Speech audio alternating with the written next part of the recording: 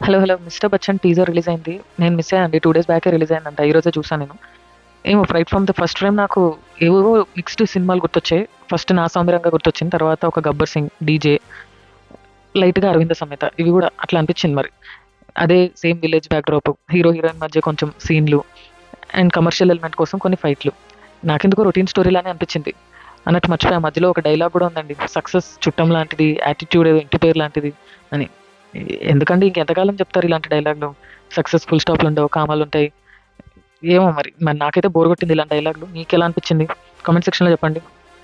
టీజర్‌లో ఉన్నట్టే మన 'రవితేజ' ఒక ఇన్‌కమ్ టాక్స్ ఆఫీసరు. 'జగపతి బాబు' లుక్ అయితే సేమ్ 'అరవింద సమేత' లుక్‌లా ఉంది. 'గుంటూరు కారంలో' లాగే తనని కామెడీగా వాడకపోతే చాలు. నాకైతే అది చాలా ఏమో నచ్చలేదండి. ఒక పొటెన్షియల్ యాక్టర్‌ని అలా ఆ సినిమాలో అలా చూపించడం. ఇందులో ఏమైనా మంచి రోల్ పడితే బావున్ను. చూద్దాం, let's hope for the best. August 15థ్ రిలీజ్ అవుతుంది మూవీ. చూద్దాం. చూసి మళ్ళీ కలుద్దాం దాని రివ్యూతో. మీకెలా అనిపించింది? టీజర్ చూసేయండి. ఎలా అనిపించిందో కామెంట్ సెక్షన్‌లో చెప్పండి.